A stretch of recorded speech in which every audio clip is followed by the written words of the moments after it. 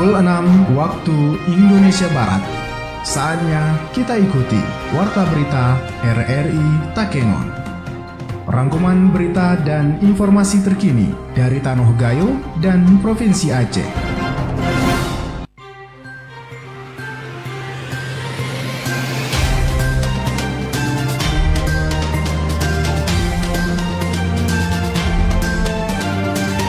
Assalamualaikum warahmatullahi wabarakatuh. Pukul 6 waktu Indonesia Barat, Radio Republik Indonesia Takengon menyampaikan Warta Berita. Inilah pokok-pokok berita pagi ini. Warga minta Pemda turun tangan soal longsor di perkebunan desa Pondok Balik Ketol. Bupati Sabela salurkan bantuan korban masa panik untuk korban kebakaran di Atulintang. Warta berita ini turut disiarkan di RRI Rimbadaya di 90,1 MHz. Bersama saya Madiana, inilah berita selengkapnya.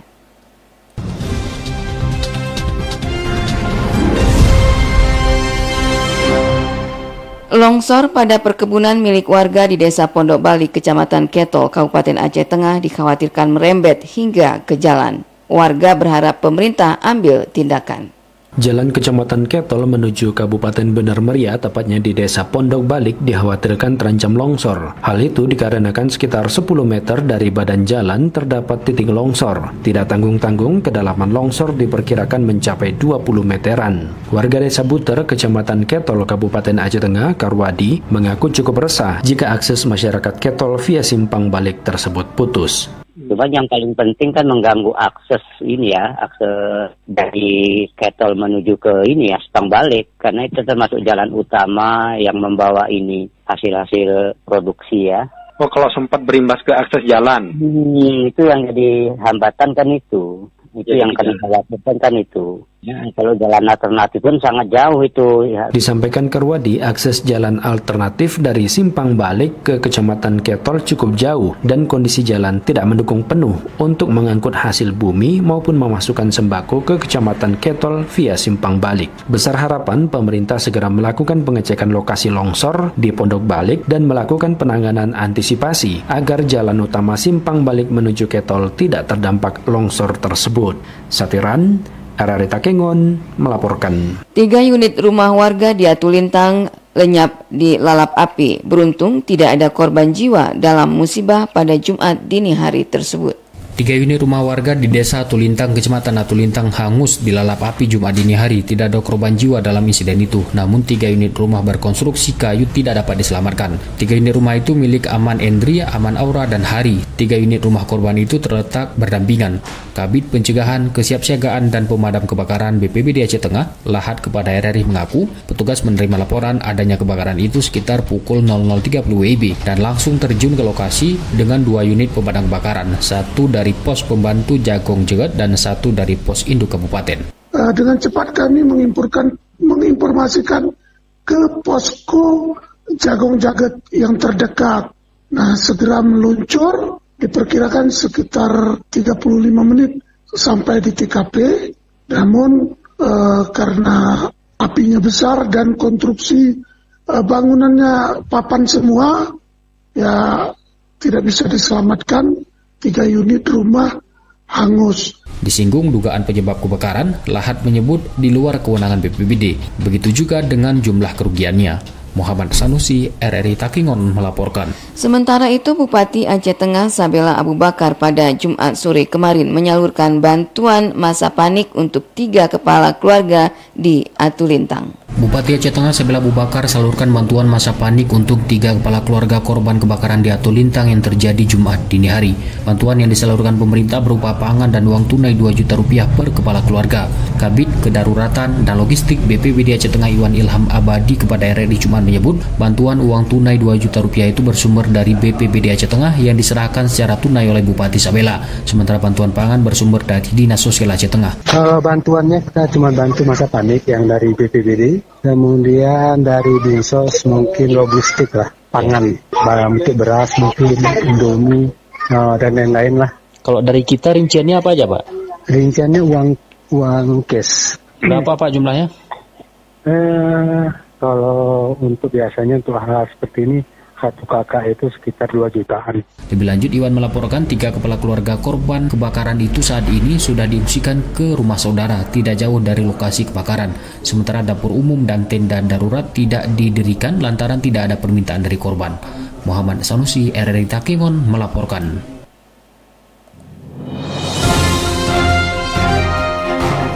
Anda sedang mendengarkan Warta Berita RRI Takengon. Rangkuman berita dan informasi terkini dari Tanah Gayo dan Provinsi Aceh. Seluas 7 hektar lahan gambut terbakar di Kabupaten Nagan Raya, Provinsi Aceh. Api hingga kini masih belum bisa dipadamkan secara keseluruhan karena kondisi di lokasi kebakaran terbatas sumber air. Petugas gabungan dari BPBD, TNI Polri, dan pihak terkait dikerahkan untuk memadamkan api.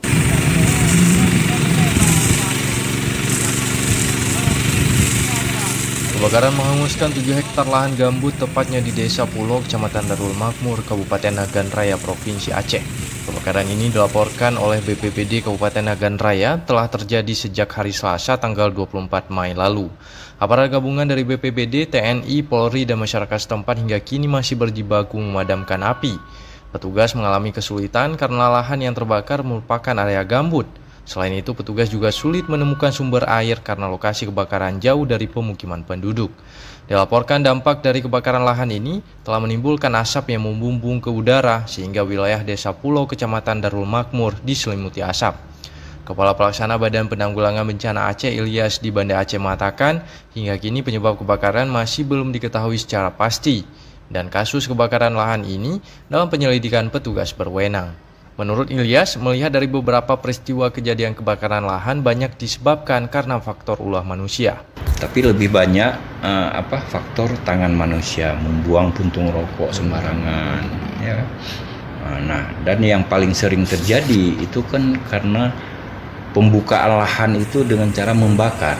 Cuaca ekstrim itu di kita jarang, misalnya terjadi pergesekan, katakanlah daun macam karena faktor udara kering itu terjadi kebakaran. Informasi terkini dari Pusdalop BPBD Kabupaten Nagan Raya, api baru berhasil dipadamkan saat ini sekitar 80%. BPBD Kabupaten Nagan Raya menurunkan 1 unit mesin pompa air ke lokasi kejadian untuk mempercepat proses pemadaman.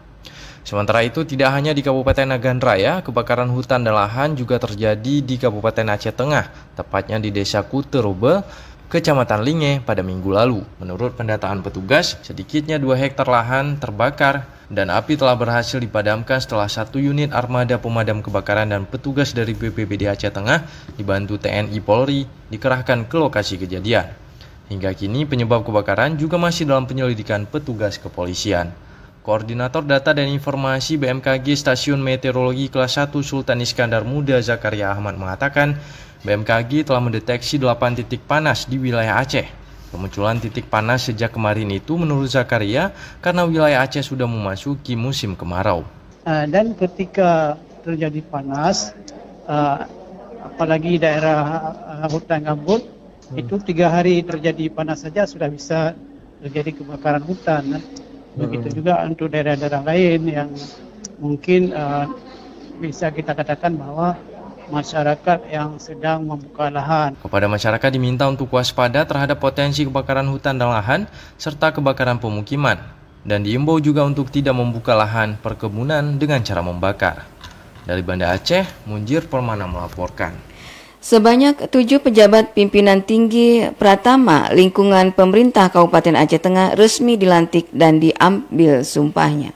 Bupati Aceh Tengah Sabela Abu Bakar melantik sekaligus mengambil sumpah 7 pejabat pimpinan tinggi Pratama setara eselon 2B yang berlangsung di Gedung Umi Pendopo Jumat pagi. Pelantikan berdasarkan keputusan Bupati Aceh Tengah nomor 2821/84/BKPSDM tanggal 25 Mei 2022 dilakukan kepada Aslan Abdul Wahab sebagai Kepala Badan Pengelolaan Keuangan Daerah, Jumadil NK Kepala Dinas Perdagangan, dan Aulia Putra menjadi Inspektur Kabupaten. Kemudian Sarwa Jalami menjabat Kepala Badan Kesbangpol, Zulkarnain Kepala Dinas Pariwisata, Muhammad Syukri, Kadis Perpustakaan dan Arsip, serta Ishak ditempatkan sebagai Kepala Dinas Sosial. Bupati Sabila dalam sambutannya mengatakan pelantikan yang dilakukan merupakan penyegaran jabatan dalam rangka penataan personil guna meningkatkan kinerja organisasi perangkat daerah OPD. Kami harapkan agar pelaksanaan tugas dan pekerjaan dalam struktur organisasi pemerintah daerah yang baru dapat berjalan efektif dan efisien, berdaya dan berhasil guna.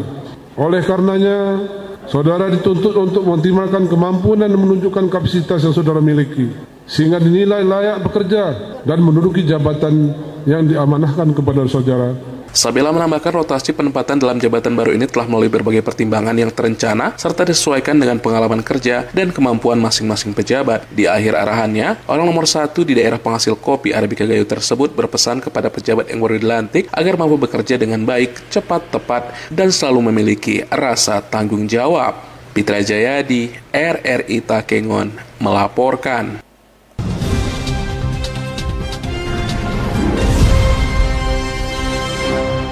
Puluhan calon jamaah haji Aceh Tengah yang diproyeksikan berangkat tahun ini telah melunasi ongkos naik haji ONH. Calon jemaah haji Aceh Tengah sepertinya telah siap untuk berangkat ke Tanah Suci. Kegiatan yang mendukung lancarnya kegiatan haji seperti manasik tampak diikuti calon jemaah haji. Demikian pula dalam hal biaya haji. Kepala Kantor Kementerian Agama Kabupaten Aceh Tengah, Saidi Bentara, menyampaikan para calon jemaah haji telah melunasi ongkos naik haji atau ONH. Jamaah, dan itu memang sebenarnya sudah dilunasi pada tahun sebelumnya pun, hanya saja memang ditunda keberangkatannya dan hari ini mendapat penyesuaian dari ongkos yang telah mereka setorkan pada sebelumnya itu. Oh iya, berarti artinya dari 56 calon jemaah haji ini sudah lunas semua ya Pak ya? Sudah, bahkan 57 jemaah kita. Iya. 57 sudah, alhamdulillah. Sementara ongkos naik haji untuk musim haji tahun ini, keberangkatan dari Aceh, ungkap Kepala Kantor Kementerian Agama Kabupaten Aceh Tengah, mencapai 35 juta rupiah. Ongkos naik haji Aceh terbilang paling murah se-Indonesia jika dibandingkan dengan wilayah timur yang menyentuh angka 42 juta rupiah per calon jemaah haji. Dan hal ini sesuai dengan keputusan Presiden nomor 5 tahun 2022 tentang biaya penyelenggaraan ibadah haji tahun 1443 Hijriah. Satiran, RRI Takengon melaporkan. Intensitas kegiatan orang asing tinggal di kepulauan banyak. Pemerintah Kabupaten Singkil berharap pembentukan unit kerja keimigrasian segera terrealisasi di Aceh Singkil. Selain melakukan pertemuan rutin bersama dengan sejumlah tim terkait dengan pengawasan orang asing, terutama di wilayah Kepulauan Banyak, Kabupaten Aceh Singkil, Provinsi Aceh, pemerintah Kabupaten Aceh Singkil melalui Badan Kesatuan Bangsa dan Politik Kesbangpol berharap pembentukan unit kerja keimigrasian atau UKK di wilayah Kepulauan Banyak Aceh Singkil segera dapat terwujud dan terrealisasi. Hal tersebut disampaikan Kepala Badan Kesbangpol Aceh Singkil melalui Kabid Penanganan Konflik dan Kewaspadaan Nasional Mardiah. Disebutkannya, pengajuan usulan pembentukan dan pembuatan unit kerja keimigrasian atau UKK sudah disampaikan sejak tahun 2019 yang lalu dan dilanjutkan pada tahun 2021.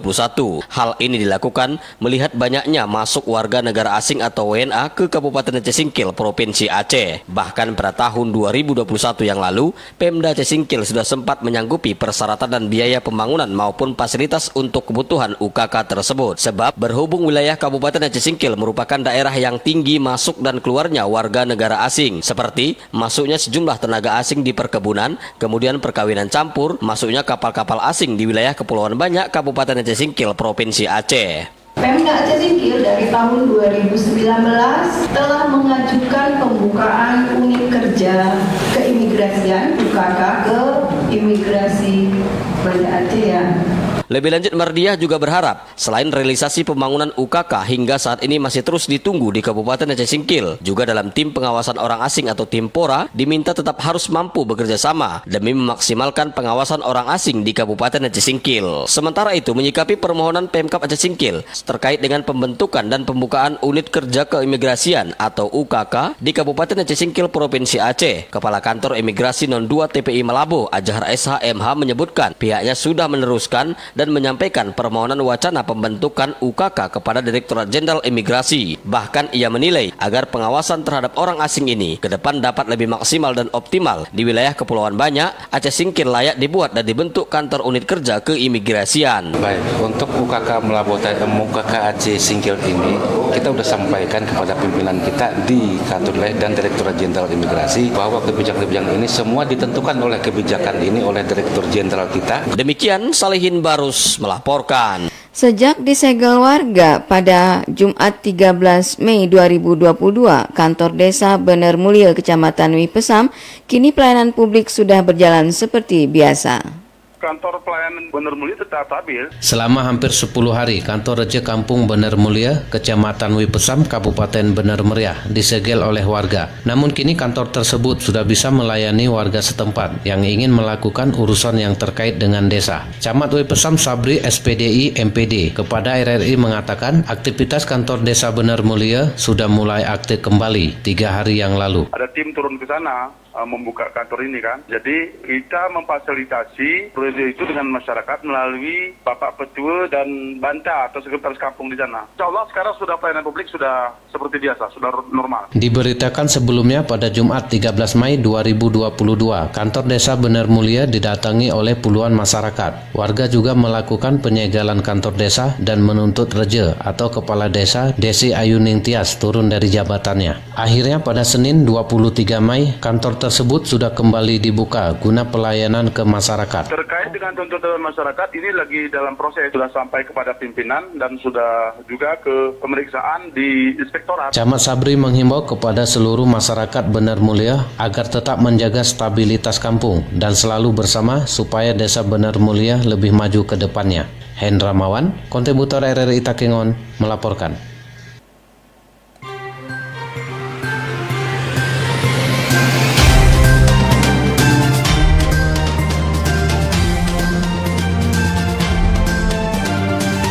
Demikian Warta Berita RRI Takengon untuk edisi hari ini di 28 Mei 2022.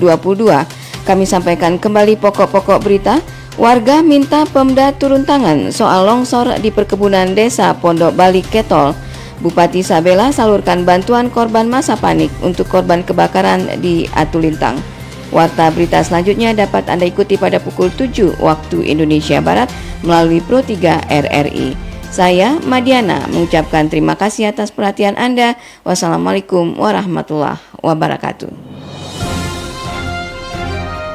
Demikian tadi telah kita ikuti Warta Berita RRI Takengon. Rangkuman berita dan informasi terkini dari Tanah Gayo dan Provinsi Aceh.